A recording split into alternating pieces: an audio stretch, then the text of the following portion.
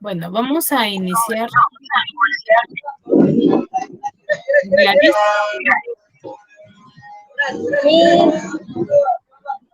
Buenas tardes. Buenas tardes, Miss. Muy bien. A ver, bueno, les voy a solicitar, por favor, todas las sesiones con mi persona. Necesito participación. Durante toda la clase, yo normalmente siempre llamo a cualquiera que esté conectado para yo poder realizarle algunas preguntas, para ver cuánto me están comprendiendo, cuánto no, cuánto les falta. Sí, para ello necesito que me activen el micro cuando yo les llame, para saber también que están presentes, ¿sí? Muy bien, vamos a iniciar con la clase de hoy, con el primer tema, hablando un poco del clasicismo, ¿ya? Ustedes, bueno, los que están acá, ¿con qué lo relacionan? ¿A qué nos referimos cuando mencionamos al clasicismo, a la literatura clásica? Liliana, ¿o qué es el clasicismo, lo clásico para ustedes?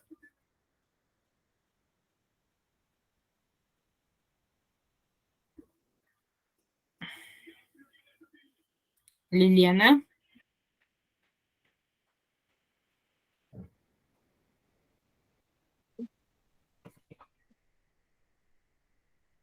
Liliana. Miss, ¿me escucha? Sí, ahora sí te escucho. ¿Es un estilo artístico o literario? ¿Ya? ¿A qué hará referencia cuando nosotros decimos clásico? A ver. Yo digo, Eh, no tengo una ropa clásica. claro, sí.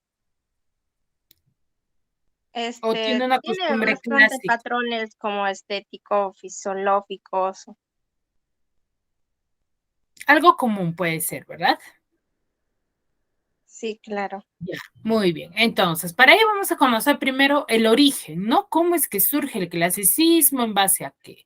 Acá nos dice que el clasicismo va a ser la vuelta hacia las formas clásicas. ¿Qué quiere decir? A las costumbres que ya se estaban desarrollando, tanto griegas como romanas, ya en todos los artes. Se va a expresar en todos los dominios, como es en la arquitectura, como en la música, hasta la pintura y la literatura. Normalmente, cuando nosotros vamos a hablar de literatura dentro del desarrollo de los temas del área de comunicación del grado de quinto año, vamos a hablar mucho de lo que es la literatura, las corrientes literarias, pero de la literatura universal, ¿sí? Y cuando nosotros hablamos de una literatura universal, vamos a hacer referencia a lo que es más que todo historia. Se asemeja mucho con la historia porque cuando vamos a hablar de una corriente literaria, vamos a retroceder el tiempo o vamos a ubicarnos mucho en el tiempo en cuanto a lo que es la historia, ¿sí? Entonces, los clásicos estaban volviendo a la literatura tanto griega como romana, ¿sí? Es el primer movimiento de la literatura universal, el movimiento literario primerito que va a aparecer es el movimiento literario clasicista, ¿ya? El clasicismo significa perfección artística y comprende las obras literarias creadas con sujeción a los cánones de la belleza y del arte. ¿Ya? Es el primer movimiento y cuando nosotros hablamos de clasicismo de ahora en adelante, hay que relacionarlo con aquella perfección artística, ¿ya? Ese es el significado de esta palabra, la perfección artística, ¿sí?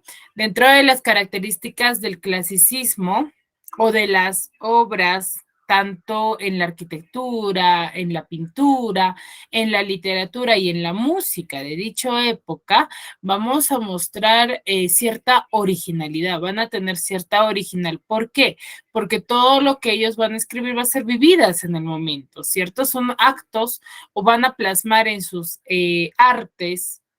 Cuando yo hablo de artes, no solamente me refiero a lo que es la pintura, ¿sí? Me refiero a, por ejemplo, a la literatura, la arquitectura, todo lo que ellos desarrollaban en dicha época. Ya va a estar plasmado de cierta originalidad, va a tener una armonía, mejor dicho, una secuencia, una concordancia con lo que hacían, una normatividad, un didactismo, va a estar mucho el fatalismo y la inspiración en su metodología, antropocentrismo y esteticismo. Estas todas características se asemejan mucho a lo que ellos van a plasmar en las lecturas que nosotros vamos a quizás hacer. Por ejemplo, cuando nosotros hablamos de la literatura griega o literatura clásica, vamos a ver que ellos van a plasmar las hazañas o las guerras que se sucedía en ese tiempo, que era una costumbre, se podría decir, o como ahora decimos, el pan de cada día de esa época. ¿Ya? Porque ellos vivían en guerra, tenían una cierta inspiración. Cuando decimos inspiración mitológica, en su mitología es que ellos adoraban a dioses.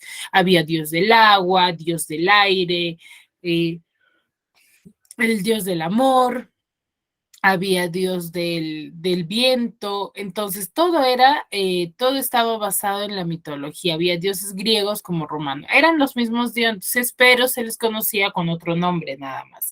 Entonces ellos tenían cierta característica en ello. Cuando hablamos de fatalismo, hacemos referencia a esa fatal final, se podría decir, ¿no? Un final a una historia que le daban lleno de guerras, lleno de sangre, ¿sí? Entonces, esas son las características del clasicismo. Dentro de ello vamos a tener dos vertientes, como les mencionaba, tanto Grecia como Roma va a haber dos vertientes, una oriental y una occidental. En la oriental vamos a tener a Mesopotamia, India, China y Hebrea. Y en la occidental vamos a tener a Grecia y a Roma, que es en lo que más nosotros nos vamos a enfocar, ¿no? Pero hay que recordar que tenía dos vertientes, se podría decir, dos lugares en el que se desarrollaba esta corriente, ¿sí? Dentro del clasicismo está la literatura griega, que se va a desarrollar a partir del siglo IX en Occidente. ¿Ya? Por eso es que pertenece a la vertiente occidental. Ya se desarrolla en el siglo IX en Occidente, en Grecia durante la Edad Antigua. Las características de las obras escritas dentro de la literatura griega tenemos al racionalista, es bastante racional, está basado mucho en la razón, fatalismo, que ya les he especificado, antropocentrismo y antropomorfismo, ¿sí? Búsqueda, las escrituras estaban basadas en una búsqueda de la belleza, de la perfección, ¿ya? Y el artista es adicto a lo intelectual, a lo racional, ¿no? A lo razonable. Dentro de ello vamos a tener tres tiempos o tres orígenes, se podría decir, que tenemos el periodo jónico, el periodo ático y el periodo alejandrino.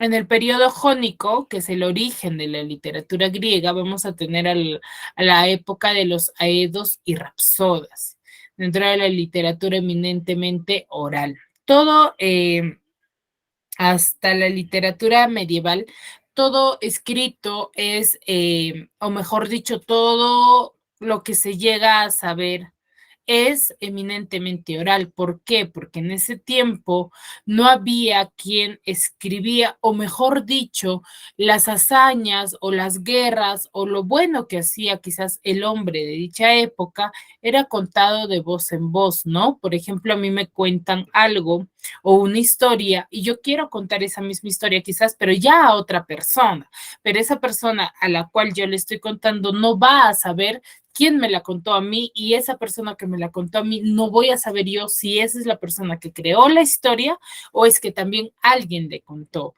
¿cierto? Entonces, por eso es que muchas de las obras literarias de dicha época van a ser anónimas o bueno, se va a sobreponer o se va a sobreentender quizás un autor, pero que no es quizás del todo claro porque no se sabía quién manifestaba las historias, ¿sí?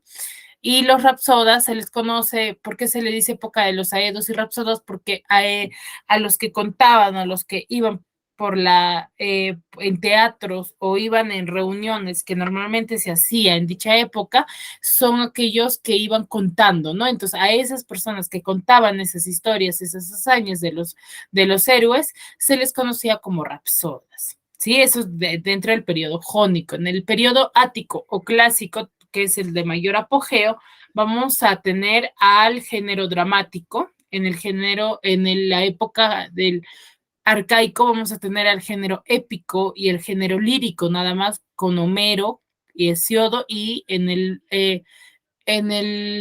género lírico vamos a tener a Safo y a Píndaro, ya que son los máximos exponentes. Y en la época del apogeo, que es la época del ático, va a coincidir con el ciclo de Pericles, con el género dramático, con Sófocles y Aristófanes. ¿Sí? Y en la época de decadencia, que es donde ya se va a cortar prácticamente o ya va a ir bajando su importancia, se podría decir, o sus características, que es la época del alejandrino helenístico, que es con Medrano y Teócrito. ¿Sí? Dentro de ello, como hemos venido mencionando, que es el periodo clásico, la literatura griega, vamos a tener uno de los máximos exponentes, que es a Homero, ¿sí?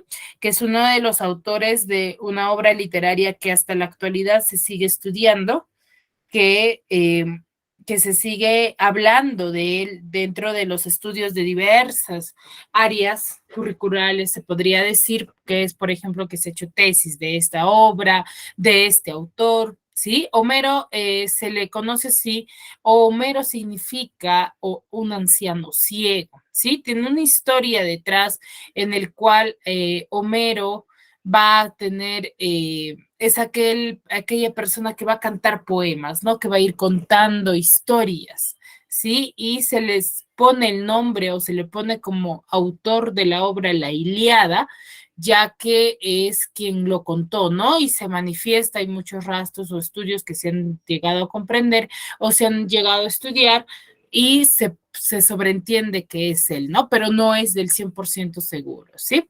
En la casa de su amigo mentor es donde va a crear la obra La Ilíada, que es una obra bastante voluminosa y bastante importante dentro de la literatura griega, ya que va a plasmar lo que en realidad se vivía en dicha época. Y es lo que en sí la mayoría de los autores van a desarrollar en sus escritos, ¿no? No solamente Homero, todas las historias que van a estar sujetas a esa época van a tener la misma característica porque han sido escritas en esa época, porque todo lo que ellos vivían o lo que pasaban en dicha época van a plasmar en sus obras, ¿sí?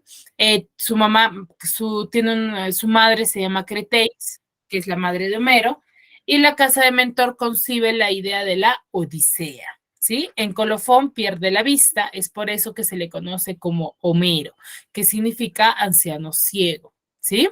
Y es encima donde se le coloca ese nombre, ¿no? A causa de que perdió la vista. Las obras que él tiene es la Ilíada, la Odisea y los himnos homéricos y la Focida. La que vamos a ver el día de hoy va a ser la Ilíada, que está compuesto por 24 cantos, todos son cantos, son manifestaciones, son cuentos que él iba recogiendo, ¿no? Tiene un narrador omnisciente, no hay una persona que lo narre claramente, como vamos a ver quizás en otras obras literarias en las cuales sí, ¿no? Vemos a que alguien narra la historia, pero acá no hay ese narrador. Tiene un narrador lineal también porque tiene una secuencia coherente y una presencia de comparaciones y símiles, que son figuras literarias que vamos a encontrar, ¿no? Que símil es una comparación que nosotros vamos a hacer, por ejemplo, ¿no? Digo, ese corazón es tan negro como el humo del fuego, se podría decir. Entonces ahí estoy comparando el corazón como el humo del fuego, ¿no? Entonces así hay ese tipo de figuras literarias dentro de toda la obra. Tiene detalladas descripciones en cuanto a las características de su personaje principal, de los personajes de la obra, de los lugares, lo caracteriza, lo describe claramente que se pueda sobreentender. Tiene personajes divinos y aristocráticos, ¿qué quiere decir eso? Personajes divinos como Poseidón, Afrodita, todos los dioses griegos, ¿no? Pues ellos no adoraban un dios, por ejemplo, como nosotros adoramos a Dios o a Jesús se podría decir, ellos adoraban a dioses, ¿no? Dioses que se les conocía como dioses del Olimpo, ¿sí? Los dioses del Olimpo, y aristocráticos se les conoce a las personas ya terrenales, ¿no? A nosotros, por ejemplo, a los seres humanos, ¿sí? Y tiene dos temas, tiene un tema principal que es la cólera de Aquiles y sus funestas consecuencias, ¿no? Está basado todo en cuanto a lo que sucede en base a una guerra, que es la guerra de Troya. Casi la historia de la Ilíada está desarrollada casi a finales ya de la guerra de Troya, de dicha época, y todo está basado en esa cólera de Aquiles que tiene por haber el rey matado a su mejor amigo, ¿no? Y sus temas secundarios tienen el destino, la valentía, la guerra y lo divino y lo humano, ¿sí? Dentro de todo el desarrollo de la obra. ¿Hasta ahí me dejo entender? Chicas.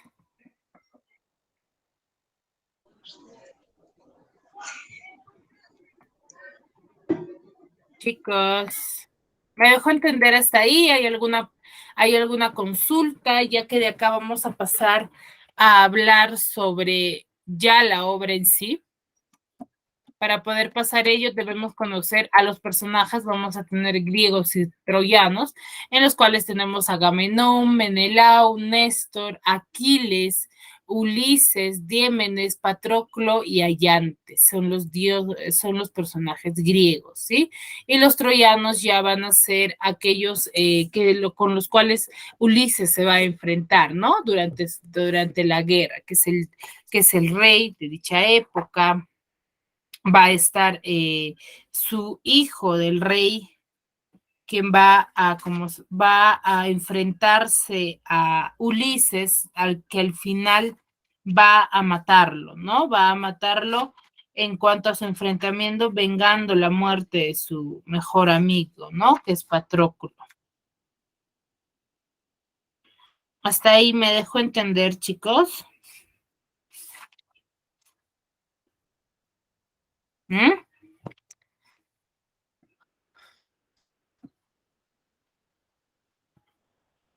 Chicas, ¿me dejo entender? ¿Hay alguna consulta, alguna pregunta que quizás pueda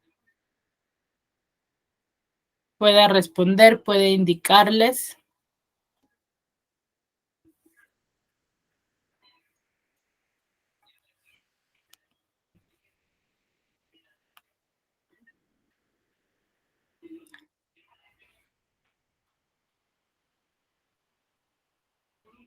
Levantaron la mano, activen su micro nada más, chicos, no hay ningún problema. Y manifiesten alguna duda que tengan, que es ahora, ¿no? Porque ya después ustedes van a desarrollar el examen bimestral de manera individual.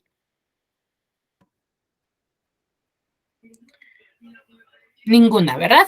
Muy bien. Dentro del desarrollo de la obra La Ilíada, que va a estar situada en el último guerra que les decía, ¿no? De la guerra con Troya, va a narrar la historia o la cólera que va a tener Aquiles o Ulises, insultado por su comandante Agamenón, ¿no? Se retira de la batalla, abandonando a su suerte a sus compatriotas, él inicia la guerra, pero él al final sale, ¿no? Mejor dicho, renuncia a ello y los deja a ellos, se retira y va a su suerte a sus compatriotas que sufren terribles derrotas a manos de los troyanos. Aquí les rechaza todos los intentos de reconciliación por parte de los griegos, aunque finalmente va a ceder en cierto modo al permitir a su compañero Patroclo ponerse a la cabeza de sus tropas, ¿ya? ¿Cómo es que muere Patroclo? Es que Patroclo llegan a colocarse la armadura que tiene que cuenta o que solamente usaba Aquiles. Es por ello que los troyanos lo confunden y piensan que en realidad con el que se están enfrentando es Aquiles y no Patroclo, que al final se dan cuenta cuando lo matan, ¿no?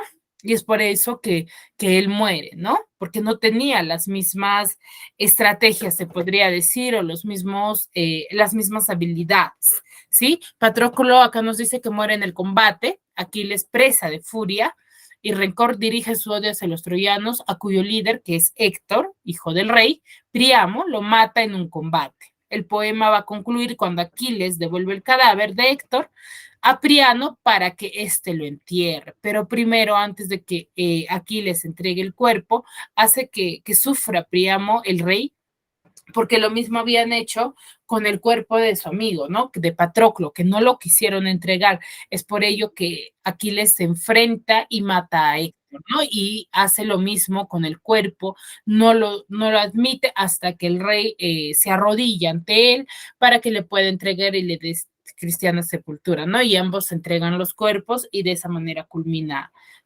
el poema o la historia, ¿no? Para que lo puedan comprender mucho mejor, les voy a mostrar un pequeño video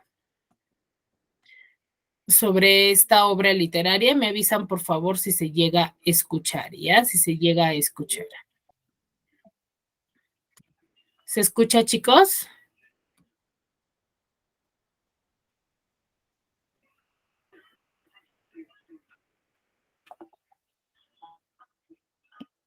Crises, sacerdote del dios Apolo, se dirige al campamento de los griegos para solicitar al jefe de los aqueos, Agamenón, que le devuelva a su hija Criseida.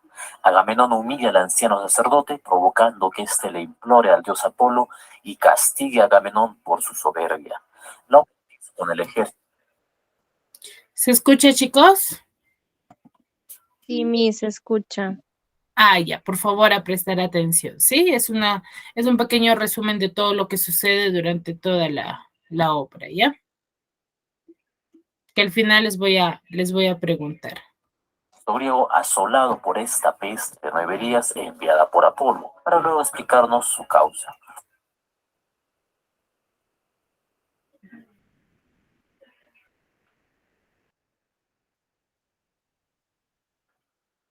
Aquiles le pregunta al adivino Caldas por el motivo de la peste, y éste le revela que Agamenón debe devolver a Criseida a su padre Crises.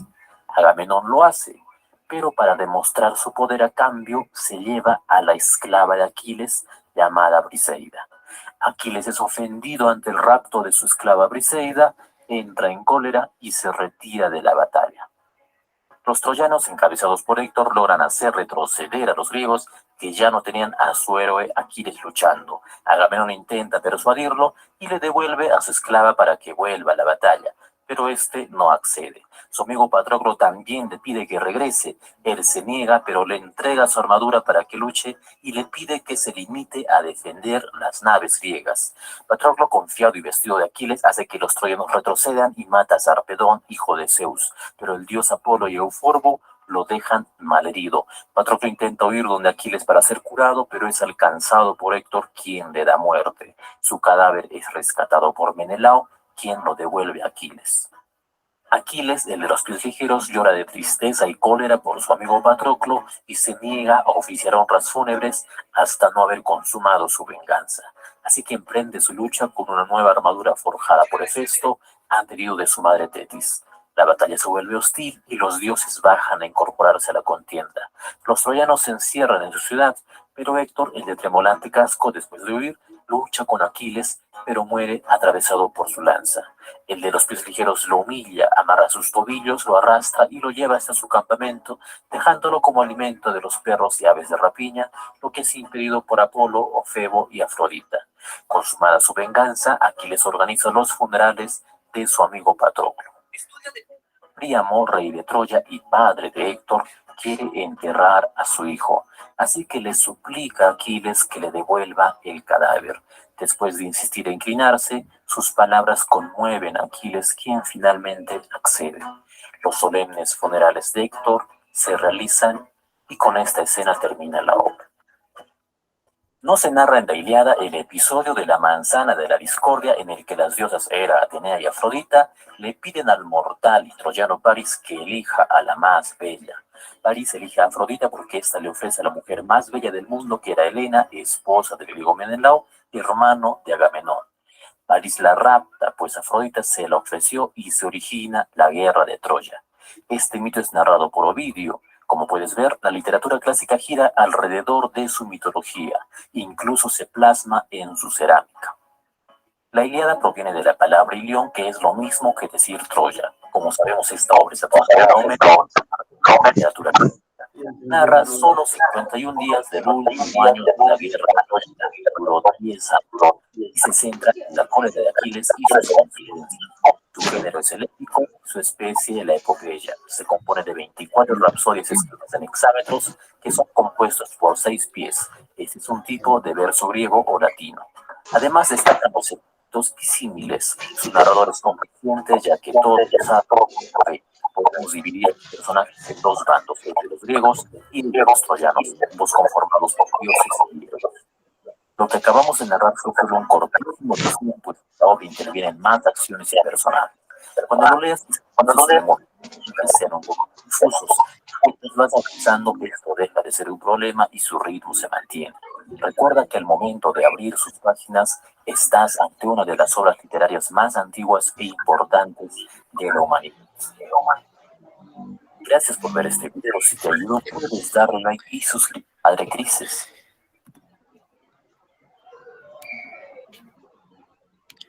Muy bien. A ver, Liliana.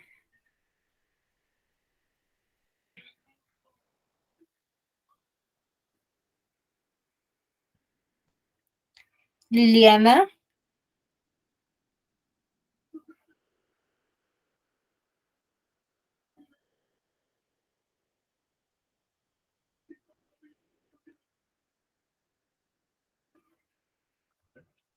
Liliana.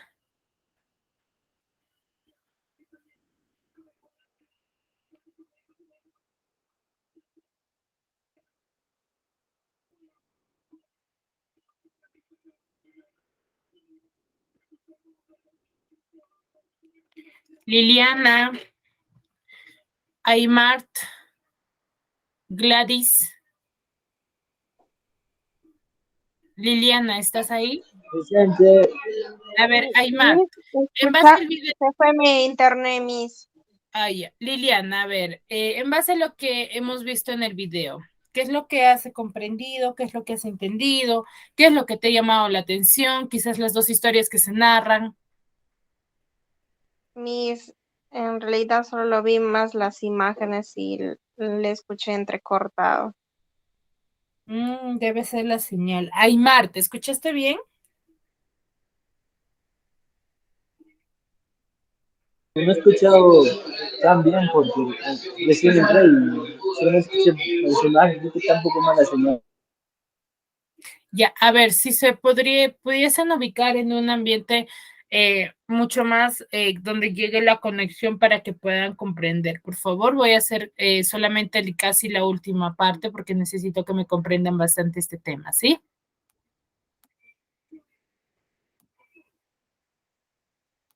Aquiles, el de los pies ligeros, llora de tristeza y cólera por su amigo Patroclo y se niega a oficiar honras fúnebres hasta no haber consumado su venganza. Así que emprende su lucha con una nueva armadura forjada por Hefesto a pedido de su madre Tetis. La batalla se vuelve hostil y los dioses bajan a incorporarse a la contienda. Los troyanos se encierran en su ciudad, pero Héctor, el de Tremor casco después de huir, lucha con Aquiles, pero muere atravesado por su lanza. El de los pies ligeros lo humilla, amarra sus tobillos, lo arrastra y lo lleva hasta su campamento, dejándolo como alimento de los perros y aves de rapiña, lo que es impedido por Apolo, Ofebo y Afrodita. Consumada su venganza, Aquiles organiza los funerales de su amigo Patroclo. Príamo, rey de Troya y padre de Héctor, quiere enterrar a su hijo, así que le suplica a Aquiles que le devuelva el cadáver. Después de insistir e inclinarse, sus palabras conmueven a Aquiles, quien finalmente accede. Los solemnes funerales de Héctor se realizan y con esta escena termina la obra. No se narra en la Ilíada el episodio de la manzana de la discordia en el que las diosas Hera, Atenea y Afrodita le piden al mortal y troyano París que elija a la más bella. París elige a Afrodita porque ésta le ofrece a la mujer más bella del mundo, que era Helena, esposa de griego Menelao, hermano de Agamenón. París la rapta, pues Afrodita se la ofreció y se origina la guerra de Troya. Este mito es narrado por Ovidio. Como puedes ver, la literatura clásica gira alrededor de su mitología, incluso se plasma en su cerámica. La Ilíada proviene de la palabra ilión, que es lo mismo que decir Troya. Como sabemos, esta obra es atribuida a Homero y es parte de la literatura clásica. narra solo 51 días del último año de la guerra de Troya, que duró 10 años, y se centra en la cólera de Aquiles y sus consecuencias. Su género es el épico y su especie la epopeya. Se compone de 24 rapsodias escritas en hexámetros que son compuestos por 6 pies. Este es un tipo de verso griego o latino. Además destacan los epítetos y símiles. Su narrador es omnisciente, ya que todo lo sabe y todo lo ve. Podemos dividir los personajes en dos bandos, el de los griegos y el de los troyanos, ambos conformados por dioses y héroes. Lo que acabamos de narrar fue solo un cortísimo resumen, pues en la obra intervienen más acciones y personajes.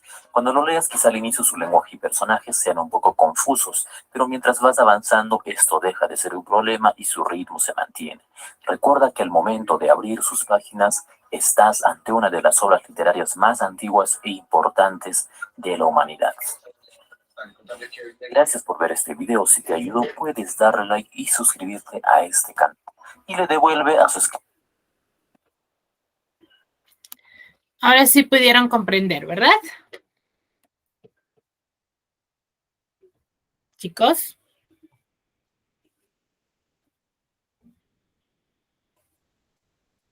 Liliana.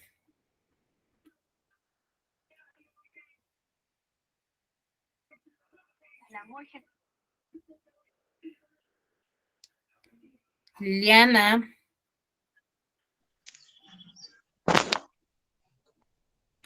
Gladys.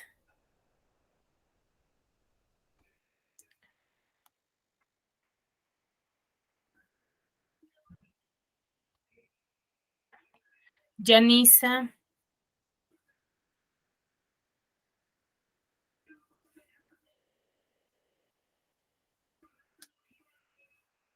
Muy bien, chicos. A ver, necesito que me respondan, por favor. Pero bueno, a ver, lo que nos plasma en el video nos narra un poco.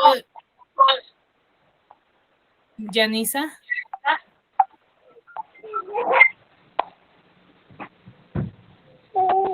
Yanisa.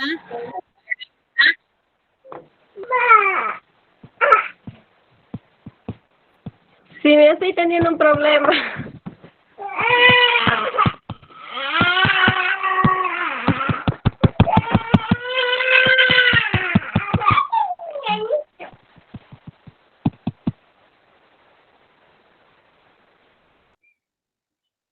Ya, a ver. Muy bien. A ver, chicos, cuando nosotros hablamos de la guerra de Troya, de la Ilíada, como les decía, ¿no? Antes de ver el video, es que se va a narrar los últimos 53 días de que cuando ya va a finalizar la guerra con Troya, ¿no? Es donde va a narrar todo ese suceso que va a suceder antes o cuando ya va a culminar esta guerra, pero todo está en base a ello en cual se desenlaza, ¿no? Esa cólera que Aquiles va a tener primero porque le raptan a su empleada Briseida, el cual no la quieren entregar, pero empieza todo por ello, ¿no? Que al final la devuelven todo, pero más la cólera fue cuando matan a Patroclo, ¿no? Como les decía, en esta, no es que lo matan porque sí, porque quizás era parte del destino, sino que los troyanos confunden a Patroclo con Aquiles, quien pensaron, porque él se había puesto la armadura, que normalmente Aquiles lo manejaba, ¿no? Y todos los troyanos creyeron que habían matado en sí a Aquiles, pero se dan con la sorpresa que era Patroclo. Es en cuanto Aquiles va a ir en busca del cuerpo de Patroclo y al enterarse de la muerte, rebasa de furia y se enfrenta él en base a ello a los troyanos, quien sí va a empezar o va a ir a la guerra con Héctor, ¿no? Que es el hijo del rey Príamo, en el cual va a matarlo a él durante la guerra, porque Aquiles sí era un hombre bastante fuerte, se podría decir, y manejaba muy bien lo que era quizás la espada, ¿no? Es por ello que muere a Héctor y hace lo mismo que el rey Príamo había hecho con el cuerpo de Patroclo, que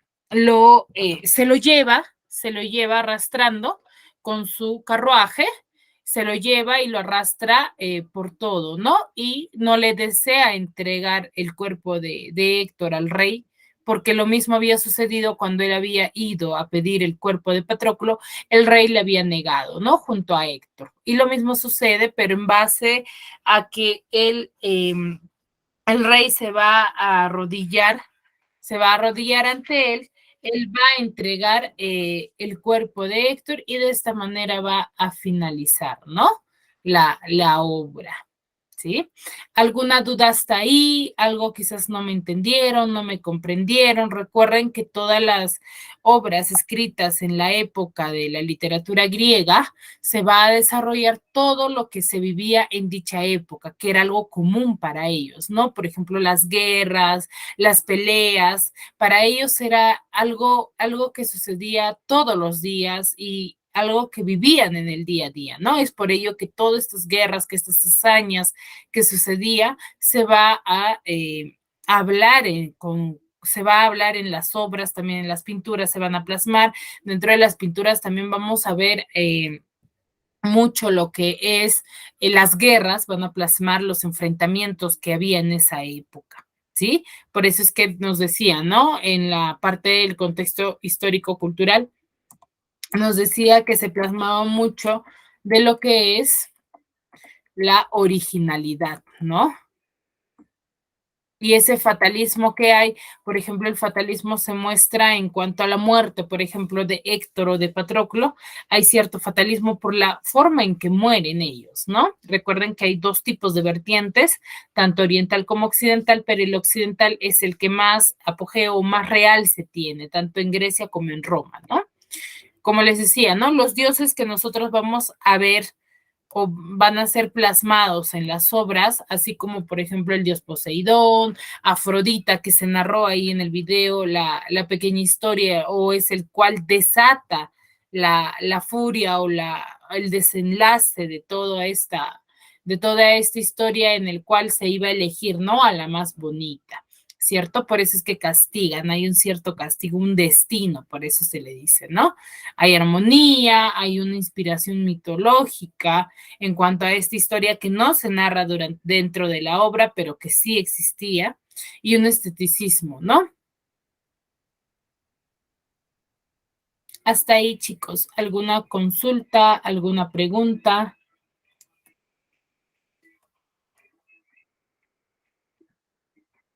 Liliana.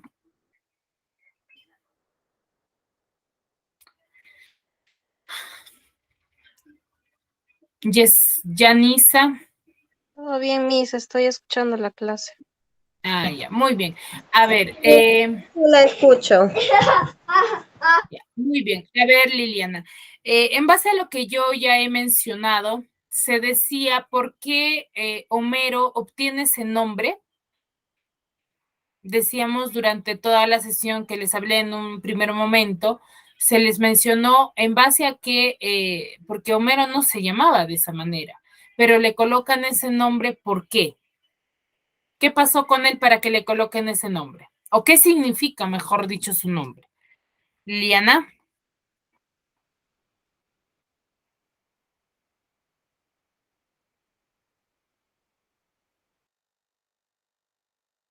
Porque ciego, porque no ve. Ya era, su Ciego, nombre significa hombre ciego, ¿verdad? Pero ¿dónde hombre perdió la ciego. vista?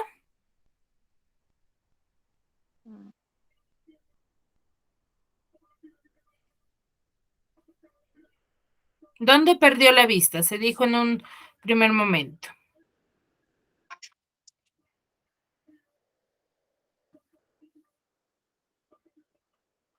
¿Mm?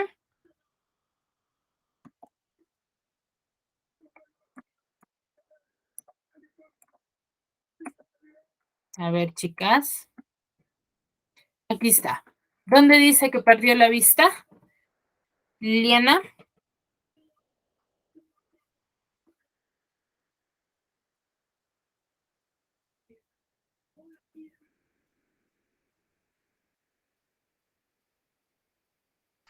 Ahí dice en la lectura en colofón. En Colofón, ¿cierto? ¿Y dónde nace la idea de la Odisea? O mejor dicho, ¿dónde escribe esta historia? En la casa de Mentor.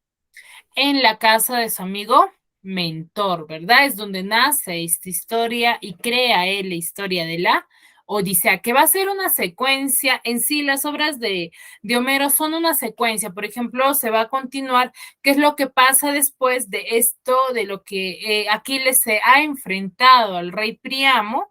Va a haber un desenlace luego de sus viajes de él, que se va a plasmar en la Odisea, ¿ya? Entonces, todo ello es una secuencia, es una relación que va a tener, así como que las corrientes literarias que nosotros vayamos a ver de ahora en adelante van a tener cierta secuencia, cierta formalidad en cuanto a si yo hablé en un primer momento sobre la historia, sobre lo que aquí les pasó con él, para su enfrentamiento, su desenlace, todo, la Odisea va a contar, va a seguir hablando de Aquiles también, ¿ya?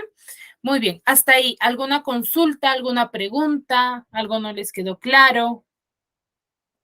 ¿O todo claro, chicos?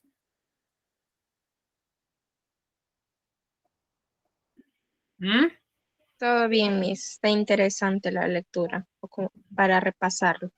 Muy bien, sí, si no le, bueno, si desean también van a poder volver a ver esta clase, van a poder visualizar todo lo que se les ha dicho, lo que se les ha mencionado, ¿sí?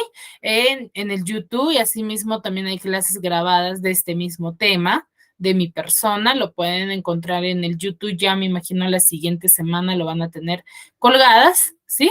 Y cualquier duda en sí, no duden en escribirme y para la siguiente clase hay que leer o hay que estar investigando en cuanto a lo que sea para poder compartir conocimientos, ¿sí? Y no sea una clase monótona. No me gusta estar hablando yo sola y que ustedes no me respondan. Por favor, es una horita de clase que nosotros tenemos y les voy a pedir